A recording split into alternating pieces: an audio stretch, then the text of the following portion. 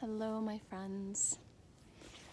It's been a long time since I've communicated in this way, and I wanted to check in on this last day of the decade.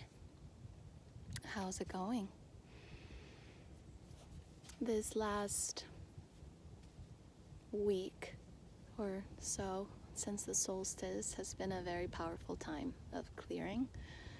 For me and for others, we went into the darkest night, followed by the beginning of this eclipse season in Mula Nakshatra. Mula is the root star in Vedic astrology, and it has been about clearing our foundation, letting things die that need to die, allowing our journey to have completion, to allow the new to come in, which is perfectly timed with this new year. This has not been an easy year for many of us on an individual and collective level. For myself, I fell in love, which means I discovered many of the places that I had built against it. Many of my protection mechanisms that were simply not ripe until now to reveal themselves. And this began at the beginning of the year with kind of these yummy early relationship hormones starting to wear off or not be as powerful in my system. And then came this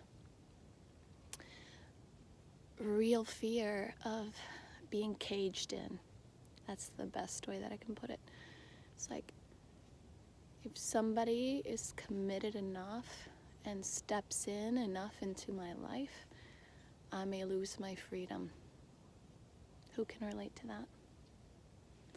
I've always identified more with the fear of abandonment, which I'll get to in a minute. So it was very interesting to meet that in myself in a super real way. Sometimes we can say, oh yeah, I think I have a fear of settling down or a fear of commitment, and we can approach these things from a surface level. And it's a whole other journey to sit in the fire of that which is arising in the body, in the physical body and in the emotional body, and through both the receptive principle of surrendering into what's coming up and the active principle of I will be here and I will stay here regardless. I found that many of my thought forms, certain doubts and belief systems and things that were very active for me all had this baseline fear. And as I stayed in the fear, I really felt like I wanted to crawl out of my skin. It was so intense to stay. It was so intense to say yes to love and to my heart and all these other things that I thought I wanted. And then this other part of me was the puppet master behind the curtains, keeping me at a safe distance from intimacy. Which was beautiful because I really worked through that. It's not just myself. I have a team of community of people that were committed to waking up together and walking forever. And on the other side was a really intense, beautiful, open heart. Very, very vulnerable heart, because that's what happens when we say yes. That's what happens when we allow the vastness in our very tender human bodies and very tender human hearts. And what was interesting was that once I opened myself to love, my contract changed in my relationship. And it seems that the roles were reversed. And then I got to experience heartbreak in a very real way.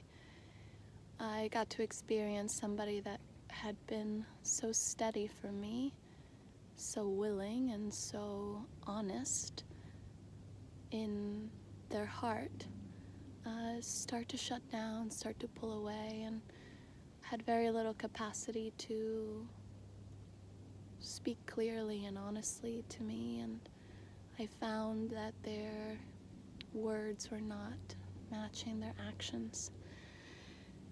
And this is simply where they were, and it's not to make anybody wrong. Rather, this gave me an opportunity to meet the next level.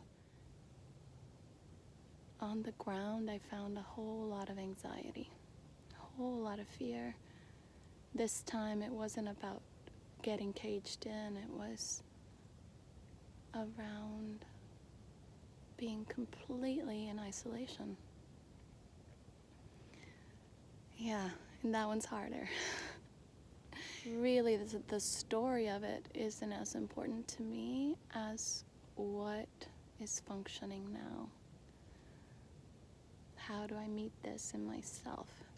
What are the support systems that I need to be able to do this work? And I will say that there's a time for retreat and for doing the work alone, and I had some guidance to strengthen my masculine, to hold myself in these very, very tender, very anxious places.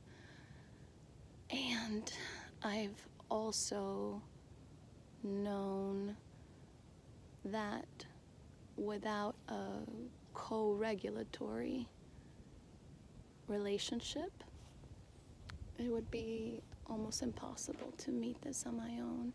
So my nervous system very much needs somebody where there can be steady, committed, present relationship that offers my system a new possibility. So I feel really drawn to holding these spaces for people.